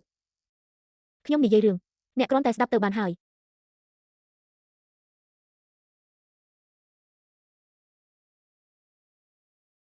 ពេលថ្ងៃនៅថារបួសស្រាលខំទ្រាំសោះឥឡូវនេះជាបាន 45% ហើយបើឈឺទ្រាំបន្តិចទៅមិនឈឺទេអ្នកនិយាយរឿងបន្តទៅ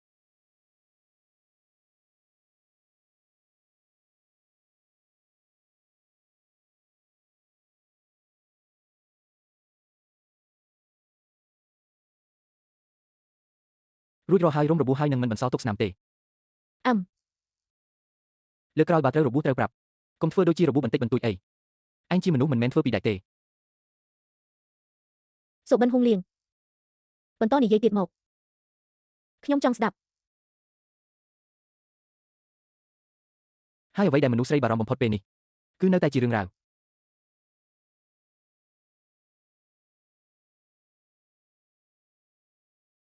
មុខរបួសនៅតែហូរឈាមនៅឡើយលែងក្តៅហើយអាយ៉ាអ្នកនាងក្តៅ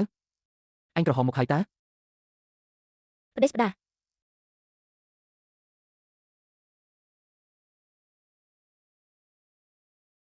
តោះទៅអាគារឡានទីងថ្ងៃនេះពួកយើងអបអរឲ្យសប្បាយពួកគេរៀបចំឆាកល្ខោនយ៉ាងយកចិត្តទុកដាក់យូរម្ល៉េះបើខ្ញុំជាតួឯកមិនទៅច្រៀងមួយបទទេវាមិនសមសោះហើយលោកម្ចាស់យប់មិញលោកបានហាមាត់សុំស៊ីសើទេអត់ទេខ្ញុំជាឪពុកទៅហាមាត់ខ្ចីលុយកូន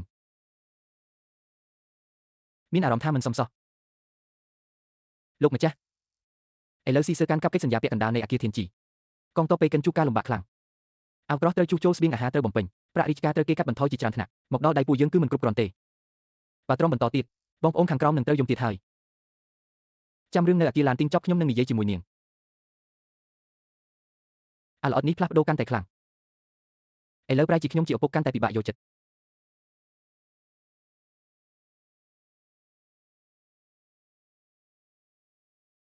ទីក្រុងនេះមានបរិយាកាសមនុស្សរស់នៅនិងមានក្លិនអក្សរសាស្ត្រកន្លែងនេះពិតជាអ៊ូអរមែនឯងកើតមកលើគំនរទ្រព្យសម្បត្តិចេះយល់ពីជីវិតសាមញ្ញដែរ រឿងនេះមិនតាក់ទងនឹងការកើតលើគំនរទ្រព្យទេវាជាការយល់ដឹង ឥឡូវឯងគួរតែបារម្ភពីការប្រឡងរបស់ឯងវិញទៅបោះបង់ឥឡូវនៅទាន់ពេល ពាក្យថាបោះបង់គេស្គាល់ខ្ញុំតែខ្ញុំមិនស្គាល់គេទេ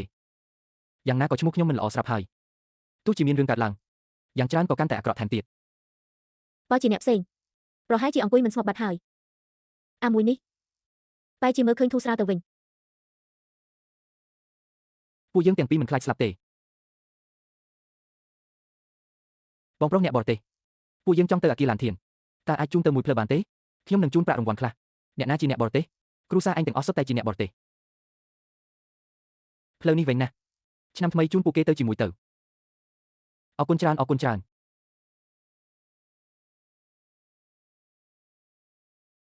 ការប្រឡងនៅអាគារឡានធានបានពន្យាពេលហើយអ្វីហេតុអ្វីត្រូវប្រញាប់ម្ល៉េះបងប្រុសប្រហែលជាមិនដឹងទេទូឆុងនៃសាលាកុងយានមកដល់ហើយទូឆុងតើម្នាក់នោះជាអ្នកណាទូឆុងអាយុ15ឆ្នាំបានសរសេរអត្ថបទហ៊ានមិនលន់រកពាក្យពេចន៍ចាក់ដោតបេះដូងណាស់សិស្សក្រីក្រអានហើយសុទ្ធតែយំសរសេរចំទុកលំបាកក្នុងចិត្តពួកគេ គាត់ថែមទាំងសរសេររឿងបានយ៉ាងល្អទៀតផងសៀវភៅរឿងអ្នកក្លាហានអោពួកយើងតាមអានយូរហើយពួកយើងទាំងពីរប្រញាប់ទៅសុំហត្ថលេខាគាត់តើបើទៅយឺតច្បាស់ជាមិនទាន់ទេ ហត្ថលេខាគ្រាន់តែរឿងនឹងសោះរត់ដូចជាគេចពីសេចក្តីស្លាប់អញ្ចឹងគ្រាន់តែដើម្បីហត្ថលេខាមួយសោះបងប្រុសម៉ាហ្វូបងមិនយល់ទេទូឆុងឥឡូវនេះទូឆុងមិនមែននេះនឹងជួបបានឡើយថ្ងៃនេះមនុស្សច្រើនណាស់បើទៅយឺតសំបីតែក្បែរក៏ចូលមិនចិត្តផងគាត់ក៏មកនឹងសរសេរអក្សរឲ្យអ្នកណាណាទូឆុងមកពីសាលាកុងយានខ្ញុំមើលថាទូឆុងទទួលបានចំណាត់ថ្នាក់លេខ1ថ្ងៃនេះក៏ត្រូវចូលរួមការប្រឡងដែរហើយថែមទាំងអ្នកកាន់បិចនៃសមាគមឈីងសានពេញចិត្តគាត់ខ្លាំងណាស់ថ្ងៃនេះនៅអាគារឡានធីងប្រហែលជាអ៊ូអរខ្លាំងណាស់ហើយថ្ងៃនេះអាគារឡានធីងមើលទៅដូចជាការជួបជុំអក្សរសាស្ត្រតែការពិតវាត្រូវបានប្រែក្លាយជាឆាកល្ខោនដ៏ធំមួយហើយខ្ញុំគឺជាគោលដៅដែលលេចធ្លោជាងគេតើក្នុងពោះរបស់ជាងស៊ីវប៉ៃមានចំណេះដឹងប៉ុន្មានទៅងារជាចាខ្វានេះភាគច្រើនគឺទិញមកទេអត្ថបទដ៏អស្ចារ្យទាំងពីរនោះខ្ញុំមើលទៅមិនមែនគាត់ជាអ្នកសរសេរទេប្រហែលជាគំរាមកំហែងអ្នកនិពន្ធពិតប្រាកដហើយយកមកដាក់លើខ្លួនឯងអូអញ្ចឹងសោះស្ដាប់ទៅពិតជាសំហេតុផលណាស់មែនហើយលោកបងជាអ្នកស្រុកដើមនៅរាជធានីមែនទេតើធ្លាប់រឿងផ្ទៃក្នុងបន្ថែមទៀតរបស់ជាងស៊ីវប៉ៃទេអត់ទេខ្ញុំមិនសូវបានចេញក្រៅទេរឿងដែលគេល្បីខាងក្រៅខ្ញុំមិនសូវដឹងទេឥឡូវខាងក្រៅល្បីវឹកវរណាស់អ្នកខ្លះថាគាត់លាក់សមត្ថភាពច្រើនឆ្នាំអ្នកខ្លះថាគាត់ខ្លាញ់បន្លំឈ្មោះខ្ញុំមើលទៅអាក្រោយនេះដូចជាងនឹងហើយស្ដាប់ទៅពិតជាដូចមែនមានគេល្បីថាលីជីវ័យពេញចិត្តជាងស៊ីវប៉ៃអ្នកថាអាចទៅរួចទេមិនអាចទៅរួចដាច់ខាតទាំងសមត្ថភាពនិងសម្រស់ថែមទាំងការក្នុងគ្រួសារអាចទៅស្រឡាញ់កូនប្រសាស្នាក់នៅខាងស្រីបានយ៉ាងពីរខុសគ្នាដូចមេឃនិងដី